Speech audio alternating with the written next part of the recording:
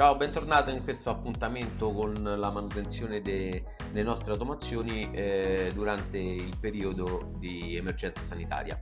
Oggi vi parlo di una manutenzione che potete effettuare nel qual caso abbiate una basculante o una serranda avvolgibile motorizzata.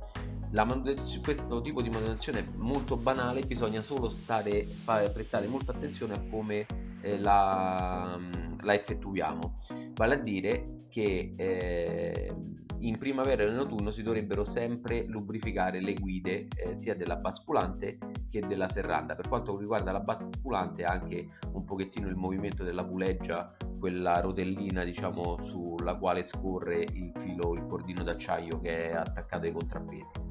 E, questa manutenzione serve perché con il tempo la lubrificazione logicamente delle guide si perde, l'attrito diventa sempre più forte, l'automazione non è un essere umano quindi non può dirvi che sta sforzando, però in realtà lo sta facendo e quindi state sia usurando meccanicamente il serramento che usurando molto velocemente anche l'automazione.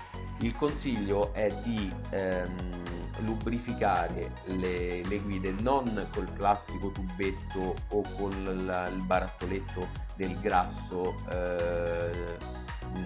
che si utilizzava una volta per le catene delle biciclette per le BMX.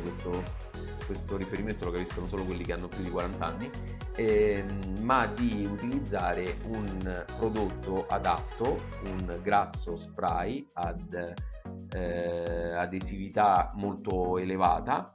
Potete trovarlo logicamente sul nostro sito shop.segema.net. Come sempre, se lo acquistate ci fate molto piacere. Se non lo acquistate sul nostro sito, comunque anche se vi recate in un ferramenta quando sarà possibile o in un brico, cercate un grasso spray con adesività molto alta. Questo perché? Perché spruzzandolo sulle guide non vi colerà in basso. Un'altra caratteristica che diciamo è importante in questo grasso è che resiste a temperature molto elevate. Questo sempre perché se la serranda, per dire, è sotto il sole, di estate si scalderà molto e quindi questo grasso tenderà a colare, quindi oltre a sporcarvi il pavimento non sarà neanche utile allo scopo.